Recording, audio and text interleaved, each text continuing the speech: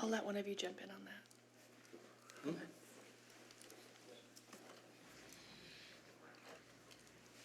All right. Good evening, everyone.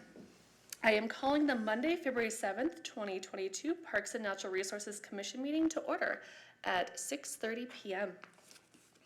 Tonight's Parks and Natural Resources Commission meeting will be held in person and virtually by using Zoom. As chair, I will be leading the Parks and Natural Resources Commission meeting, and the public is welcome to participate when invited throughout the meeting. Members of the public may attend the in-person or join via Zoom online. If attendees experience audio problems, we do suggest you leave the meeting, then rejoin. This usually fixes the issue. Additional instructions on how to participate are posted online at burnsvillemn.gov in the public meeting calendar.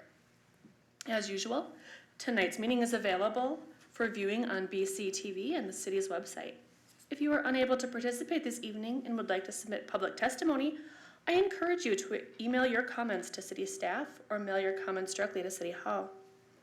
You may also participate in the meeting tonight by going to zoom.us/join. You may also call into the meeting at 651-372-8299. For each public hearing, I will open up a time when callers may speak to that item and will give more instructions at that time. Your call will be muted until then. Please note that there may be a slight delay due to differences in technology. If speaking by phone, please mute your computer since there may be a delay. Now, on to the agenda. The first item tonight is adoption of the agenda. Do any of the commissioners have any changes to make to the agenda? Staff, do you have any changes you would like to make to the agenda tonight? Nothing from staff. May I have a motion for adoption of the agenda? I make motion for the adoption of the agenda. Commissioner Arnold moved. Do I have a second? Second. And we have a second. All in favor? Aye. And the motion is approved. Next, we go on to approval of the minutes. Do we have approval of tonight's meeting minutes from do we have approval for January 3rd, 2022 meeting of the minutes? I make a motion to approve the minutes. Perfect. Is there a second? Second. Awesome. And that, all in favor? Aye. And so that passes. At this time, we open it up if there's any members of the public on the Zoom meeting who wish to speak for citizen comments.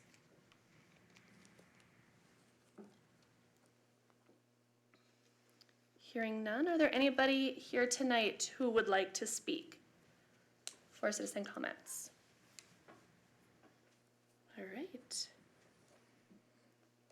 Next, we are going to have a motion to postpone the election of chair and vice chair to our March 7th, 2022 meeting, as JJ is unable to be here with us tonight. Is there anyone who is okay moving that towards next month? I make a motion to go ahead and move the voting for chair and vice chair. Thank you, Commissioner Arnold. Do we have a second? Second. Thank you, Commissioner Danielson. Next, we move to presentation of the master plan final draft, and we will ask Caleb Ashling and Doug Mensing to present. Yes. Was there a vote? I apologize. We're going to rewind. Do we have a vote to move the elections to March 7th, 2022? All in favor, say aye. Aye. Is anyone opposed? And that passes. Now we move to the next part, the presentation of the final draft plan. Caleb Ashling and Doug Mensing, if you'd like to join us. I apologize for fumbling over names this evening. All right, thank you for having us tonight, commissioners. My name is Caleb Ashling. I'm a natural resources specialist for the city of Burnsville. Also co-presenting with me tonight is Doug Mensing from RES Consulting, who has been working with us throughout this process. Then here to assist with any additional questions is Daryl Jacobson, our Natural Resources Manager. So yeah, we're excited to be here tonight to present to you the final draft of the Natural Resources Master Plan. This is a process that we've been working on for more than a year now. So it's been something we've been putting a lot of time in and investing a lot in. So we're excited to be here to share it with you tonight. And then, so you should have had a link to the full plan in your packet. And of course, there's a lot in there, so we're not going to cover every detail in that plan, but we're going to try to give you a good overview of some of the major points. So our outline tonight is just talk a little bit about the overview and background of the plan itself, hit on local ecology, and then talk a little bit about the goals of some of the distinct sections of the plan: ecological restoration, urban forestry, community engagement, and outreach. And then move on to the implementation portion of the plan, and then talk a bit about the public comment period and the next steps. And then Doug and I will be each taking different sections of the plan too, so we'll switch off a little bit with our presentation.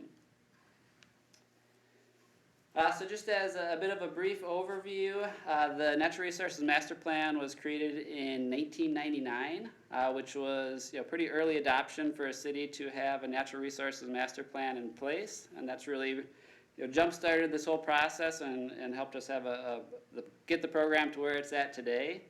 It was last updated in 2007, and then now this past year it was time for another update to refresh those goals for the plan and refresh the vision as well. The plan in general guides the management of natural areas and trees in public parks, as well as the programs that support the management of natural resources on private property as well. And then we visited the Parks Commission back in June of 2021 and presented a bit on our vision for this plan and also some of the achievements of the last plan period. So we won't hit on all those again, but just a reminder on a couple of the achievements we've had from that last plan period. We significantly expanded our active restoration areas, so we added a lot of new habitat restoration over the last plan period and additional control of invasive species. On the forestry side of things, we implemented the Emerald Ash Borer Plan and the Boulevard Tree Planting Program, which have both been successful in maintaining the health of our urban forests. And then we also, on the outreach engagement side, implemented the Native Plant Market. That's been a very successful annual event, our buckthorn pickup program, and an annual workshop series on a variety of topics. And these are just a couple photos of some of those restoration projects. 26-acre savanna restoration at Kelleher Park in southwest Burnsville. 19-acre wet prairie restoration at Rudy Kramer Nature Preserve. Our turf to prairie demonstration project, the 2-acre turf conversion project right here at Civic Center Park. And then Terrace Oaks Park, a 45-acre, 2 different grant projects out there with an additional project adding on to that currently. So lots of good restoration activities shown here and additional projects as well that didn't have time to cover tonight. And then so before we dive more into the specific plan, just a brief overview on the process that we've gone through. So starting early in 2021, we went through some staff visioning and discussions on how we wanted to, or how we envisioned approaching this plan. And then in spring of 2021, we went into a public engagement phase where we had a public survey out. We had some engagement in the parks, face-to-face engagements out in the parks.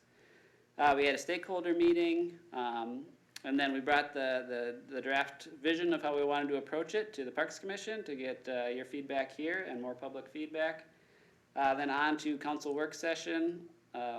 And then through that process, we kind of cemented the approach that we'd use to do the plan. And we moved on to field data collection in the summer of 2021, and then in the fall of last year and into the winter, the actual writing of the plan itself, after we had the data collection side of it complete. And I think I will turn this section over to Doug.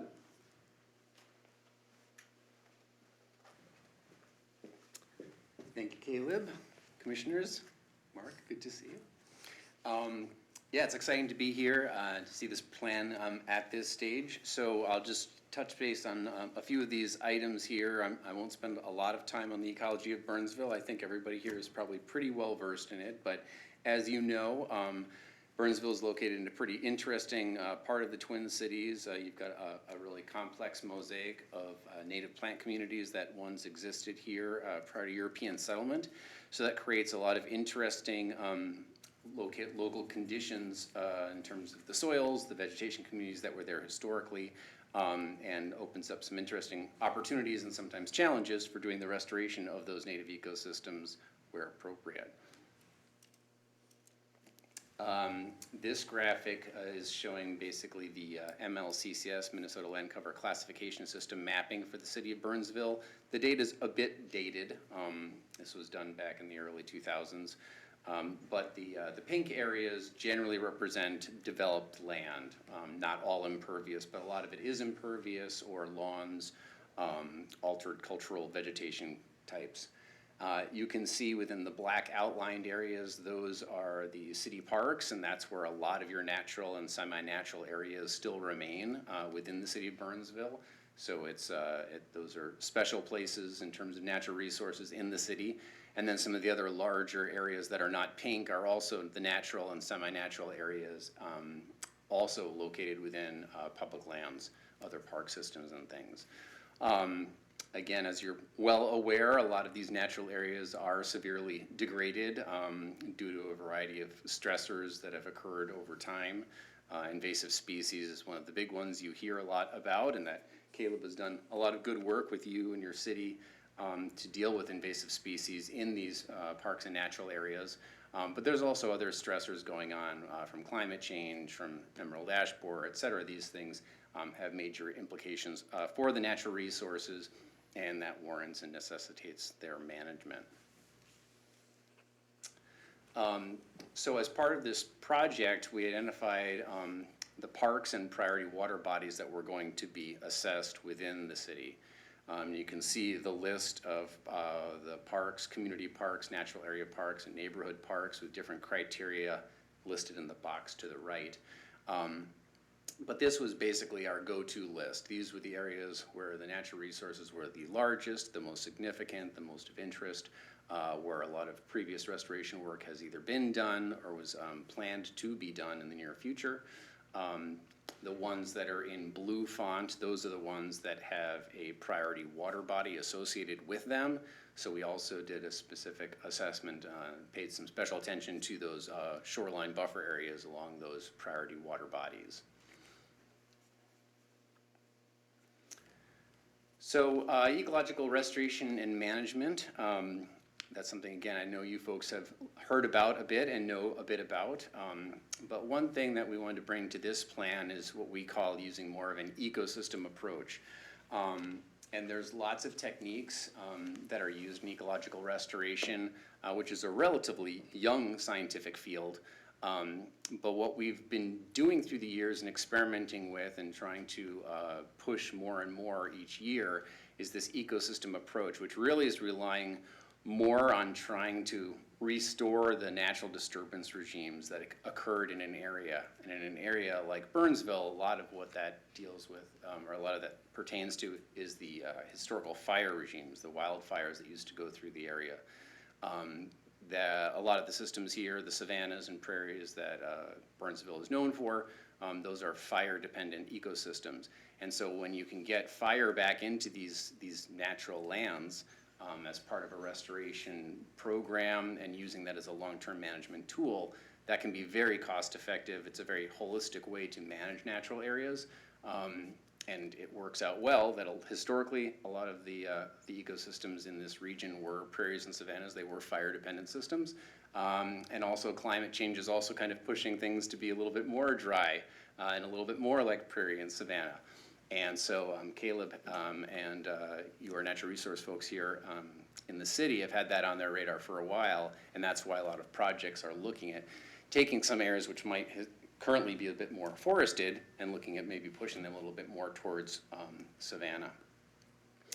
This can save money, it can reduce the amount of chemicals that are used, and it can be, like I said, very effective at restoring natural processes and creating much healthier native systems in an ecological way. This graphic just kind of shows a little bit of a cost or an effort curve. Usually when you're doing a restoration project, the first year or so is the most intensive restoration effort, usually with doing either significant removals or herbiciding sometimes if it's necessary. And then that short-term management phase right after restoration is also a significant level of effort. After that, though, you typically get into a much more moderate per acre cost for long-term management. It's important to note that that's really required in perpetuity. So that is long-term, and there's fluctuations from year to year perhaps, but the important message is that there's usually a heavy lift up front, but then you really need to be persistent with that long-term management. And with that, I'll pass it back to Caleb to talk about the goals. Thanks, Doug. All right, so yeah, the next thing we wanted to talk about were some of the goals that we identified for some of the different general areas of our program. The first area that we wanted to talk about is the ecological restoration section. And these goals are all in the plan itself, and I'm not going to read through every goal on here, but I'm going to highlight some of the bold ones. So, one of the first goals, and we heard this from our public comment period or public survey period as well, is we want to maintain the quality of our existing restoration sites. So there's been a lot of effort through many years to restore habitat in the city, and we don't want to lose sight of that. We want to make sure we're doing a good job of protecting that investment and protecting those habitats. So as a measurable outcome, we want to set site-specific native cover, invasive species cover, and native diversity goals. We've already done that at some sites, but we want to make sure we're doing that at all of our sites. And that will give us a metric that we can use to see if we're being successful at maintaining that quality. But building on that, we don't just want to maintain the sites that we already have. We want to continue to expand and add more habitat restoration sites throughout the city for all the environmental benefits that those will provide. So we want to increase our restoration acreage. And as a specific outcome, we want to, over the next 10 years, increase our managed acreage by 100 acres by 2032. Which is a pretty sizable area to tackle, considering a lot of the areas we have left to do are very heavily infested with buckthorn, a lot of heavy lifting type projects. There's not a lot of just real easy, quick ones left. And then the other goal I wanted to mention on this slide was we want to maintain and enhance the shoreline buffers around our priority water bodies. So as I think the commissioner knows, we invest a lot of resources and pay attention to the wonderful lakes and ponds that we have here in town. So we want to make sure we're doing a good job of maintaining the natural buffers around those ponds, both for the wildlife value, but also for the water quality benefit of trapping and filtering runoff water and reducing erosion to the water itself.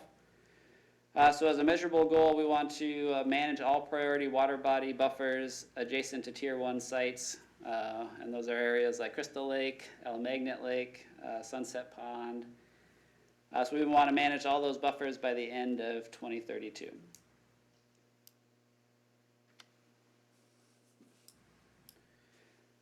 And then on to some additional goals we have in our ecological restoration section. We heard from our public survey that folks found it really important to be supporting pollinator populations and wildlife populations as well. So we want to support those populations through demonstrations and habitat enhancement programs. And there's different ways that we can tackle this, but a couple different measurable outcomes we want as part of this plan is that we want to partner with our Parks Department to install a pollinator lawn demonstration project by the end of 2023. Pollinator lawns, if you're not familiar, are basically taking an area that's turf grass and intermixing it with things like clover and other short blooming flowers. And that area can continue to be used as turf, but at the same time, it provides some additional habitat for pollinators, and also has to be mowed less, and there's less chemical use in maintaining it. So we're always going to have a lot of turf areas in Burnsville. Turf is something that is a big part of our parks and is important for the public use of those areas. But if we're able to experiment with maximizing the environmental benefit of some of those turf areas, there could be a lot of potential benefits. So we want to do a demonstration project to test that out. Then we also want to reestablish our Bluebird box installation and monitoring program. We used to have a more active program in the early 2000s, I think. We still have some Bluebird boxes around our parks that are maintained, but we want to build that program back up a bit. We've got a lot of restoration areas that would be great habitat for bluebirds, and having the boxes out there are also great for public engagement. Bluebirds are a bird that gets people excited, a great place where people are out in the parks that can see some of the value of doing some of those restorations by enjoying the wildlife that's out there. Then another goal that we have is we want to support and help facilitate the conversion of low-use turf grass areas to natural habitat or low-maintenance plantings. And that's something we've already done some of over the past several years. But as a measurable outcome of this plan, we want to conduct a comprehensive parks and facility and private property turf analysis that will help us identify further opportunities for turf conversion to lower maintenance plantings. And we want to conduct that analysis by 2024. So that will give us a little more of a strategic way to look at where those areas that might be underutilized for use as turf, and maybe we can convert those to something that's more environmentally beneficial, which also reduces staff maintenance time as well from mowing and that type of activity.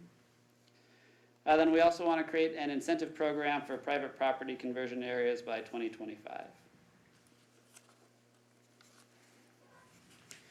Then moving on to one of the other sections of our program, the urban forestry and community landscape section. So we have several staff that are dedicated solely to maintaining our urban forests, and then also maintaining some of those manicured community landscape areas, so planter boxes, gardens in front of city buildings, things like that. So some of the areas that this program covers is tree pruning, tree planting, disease and pest management, so oak wilt, Dutch elm disease, emerald ash borer, and then again those garden areas. And then again in this section we have a number of goals that we've set for that section of the program. And the first goal again is we want to maintain the health of the existing trees. So we've done a lot of good work to maintain the health to date. And we want to continue to stay on top of that.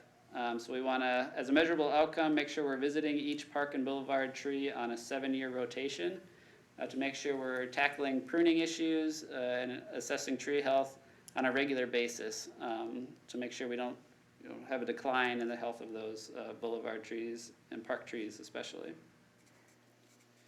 Then we want to increase the citywide canopy cover outside of natural areas over the next plan period. And as a specific goal, we want to increase the canopy cover to 33% by 2030. And our current estimation is that it's at 31.5%. And to 37% by 2040. Outside of the city natural areas, within the natural areas, we are doing some work like Savannah, which involves tree thinning and replacing with grasses and wildflowers. But in the more manicured areas, where those trees would be added to turf grass, there's always going to be a lot of good environmental benefit to adding trees to that area. So we want to increase the canopy cover in those areas. And then we also want to continue with our existing disease and tree pest programs by inspecting all susceptible trees at least annually. So really getting out there and looking for disease and pest issues.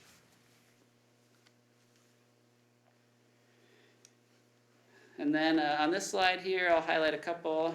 We want to make sure we're using native tree and plant species or closely related cultivars whenever possible. And specifically, we want at least 90% of our new plantings, whether that's trees or in our garden areas, to be native species or cultivars of natives or climate adapted plant species. So those are going to be the best for wildlife, and the most adapted to this area, so we want to make sure we're using those sustainable species. And then we also want to organize our forestry plans under one comprehensive plan for trees in the developed landscape. So we have some plans, some different plans for forestry, an EAB plan, a pruning plan, and so we want to pull all those plans together, and as an outcome of this, we want to develop an urban forestry plan covering tree management in the developed landscape by 2026. And that plan will allow us to expand on some of the work our forestry department is doing to make sure we're doing a good job of maintaining that urban forest in Burnsville.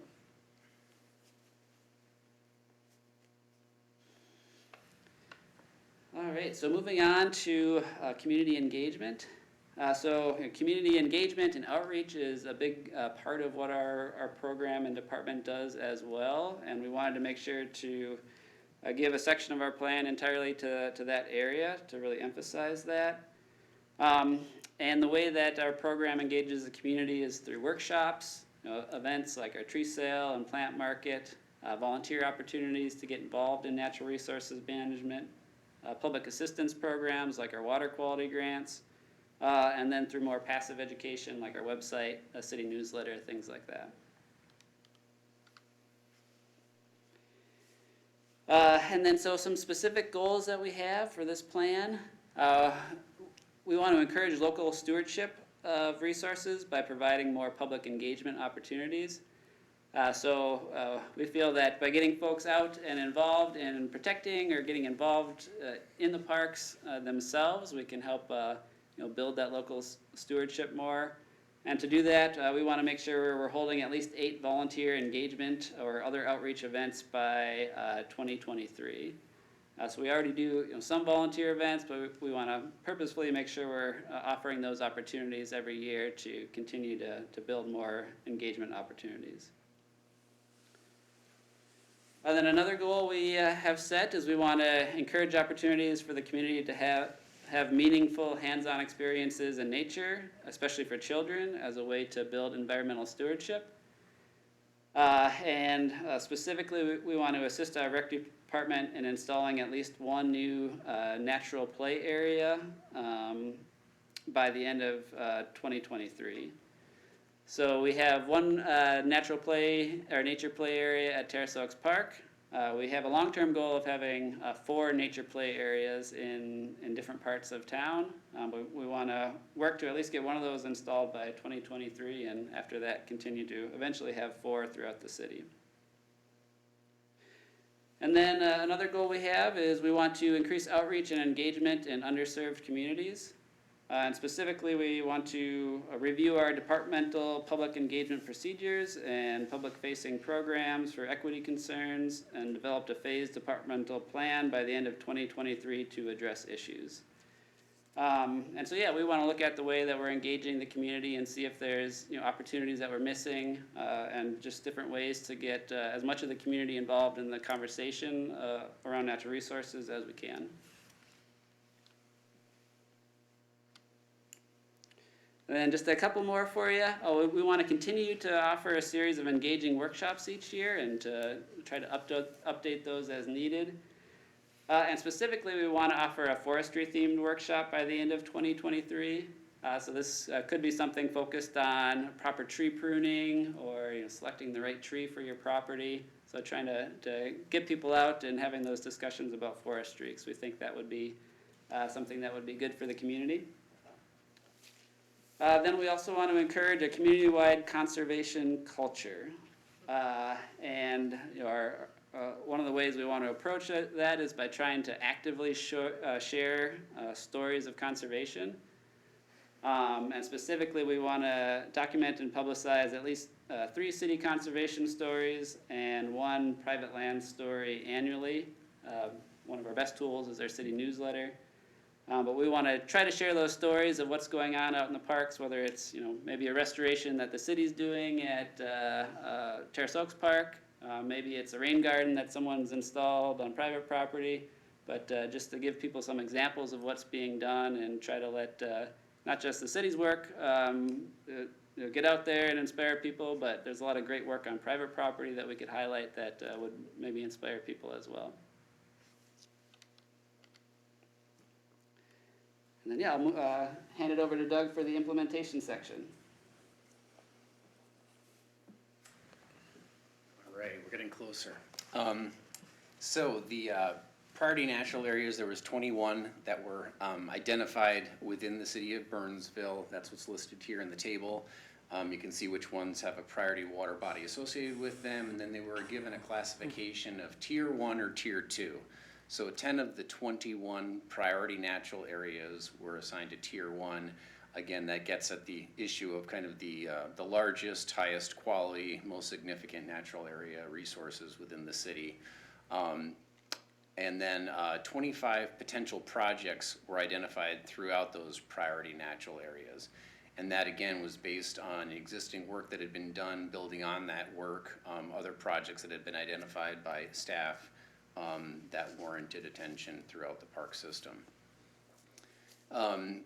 Then for each of those potential projects, we put it through a scoring system, which you can see summarized. You probably can't read it all, but summarized here in the table.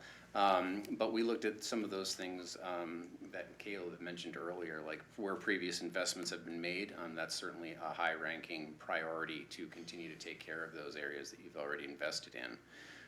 Ecological quality was a factor, visibility, public perception, technical viability, if there was any special biological resources present at the site, and then also thinking about any specific threats to the restoration project or any specific other assets to the site.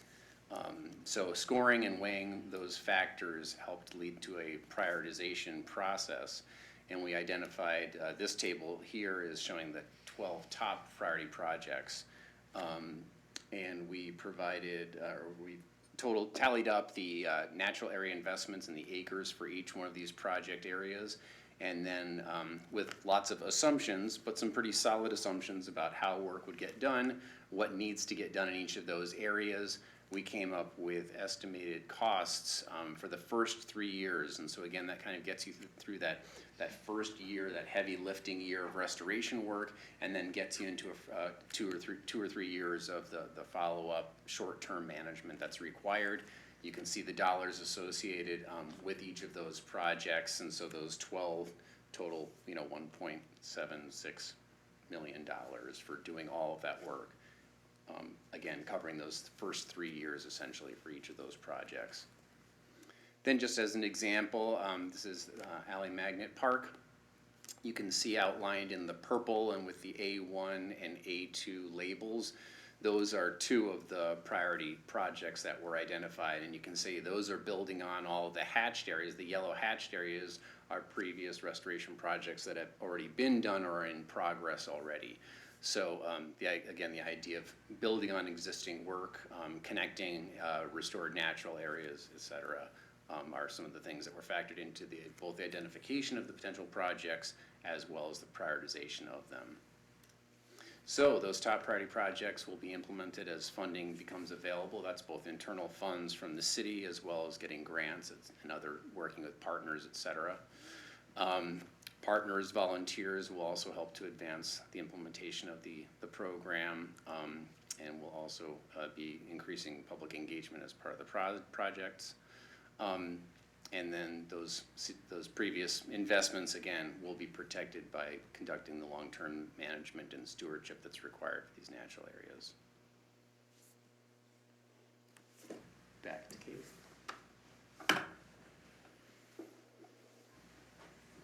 All right, so to close things out here, we wanted to just talk a little bit about the public comment that was associated with this plan. So we got the plan to its a draft phase by the end of last year, and we opened it up for public comment, and that public comment period went through January 5th through January 31st. And then we also held a virtual open house on January 20th, where we gave a similar presentation to tonight, to give people another opportunity to attend and learn about the plan. And throughout that process, we had some different comments that were sent in through our online form, and also a good discussion at that virtual meeting. And themes that developed, one was there was a lot of general support for the plan, and so we got some positive feedback on the direction of the plan, which was good to hear. And then some of the other comments were in a whole variety of different areas that we couldn't necessarily summarize, but some of the other theme that we heard from a few folks was that just the importance of engaging kids in nature.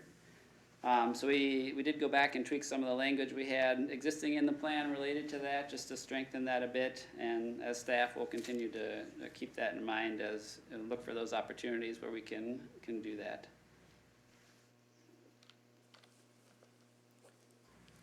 And then next steps for this process, obviously tonight we're here to get your feedback and your comments on the plan.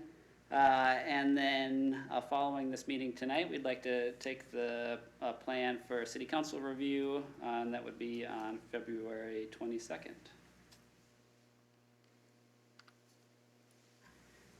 And with that, we'd be happy to take any questions you have or any feedback.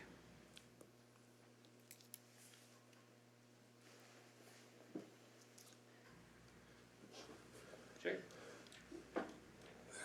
Yeah, I was curious about the turf conversion project as it goes forward. It sounds like it's a little longer term, but I think it'll be interesting to see what can come up, what can be brought up. If there's native species that can be included in that mix. A lot of times we do, have a tendency to want to go against. There's a lot of control efforts on some of the species that might benefit pollinators in turf settings, so that's going to be kind of a big lift for you guys, but I think it's worthwhile doing, especially if we can find native clovers and things like that.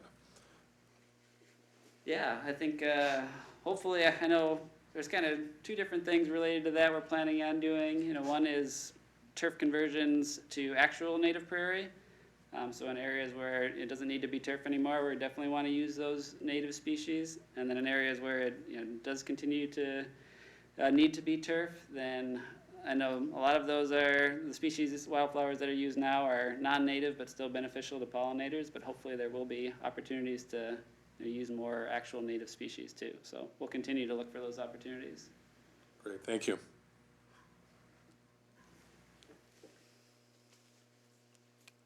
Any other questions?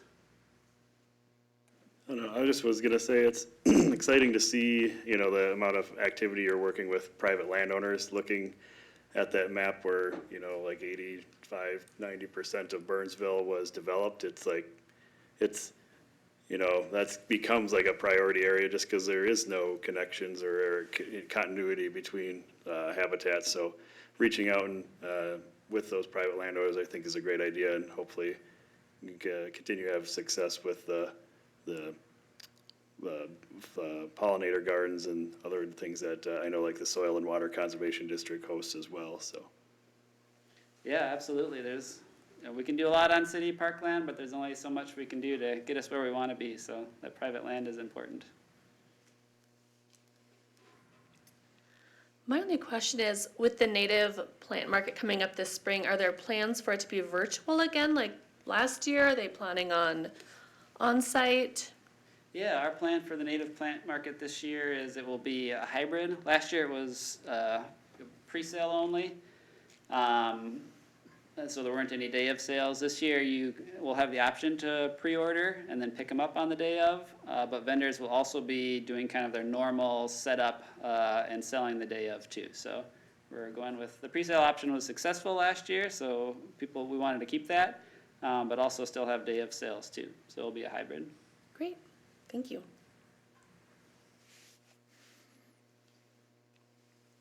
Does anyone else have any questions? All right, hearing none. They are requesting a vote tonight. to pass their plan. Do we have a motion? I motion that we approve the plan. Thank you, Commissioner Cleveland. Do we have a second? Second. And we have a second. All in favor, say aye. Aye. Anybody opposed? And it carries. Thank you so much for your presentation, and I hope you have a great evening. Thanks for having us. Thank you. And now we're going to move on to reviewing the Parks CIP for 2020. The request is that we postpone this review until the March 7th, 2022 meeting.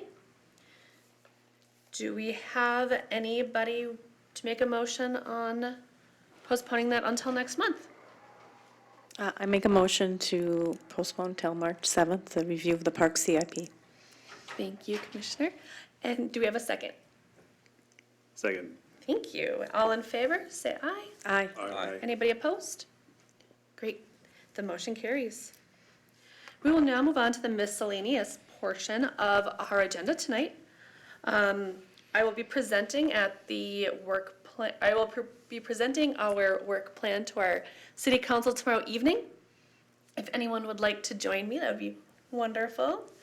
Our next meeting is scheduled for March 7th, 2022. And then information on the city's Savannah Restoration Project can be found at burnsville.gov/Savannah, SAVANNA. Are there any other miscellaneous items for this evening? All right, hearing none. Let's move to adjournment. At this time, I would like to request a call for adjournment of the February 7th, 2022 Parks and Natural Resources Commission meeting.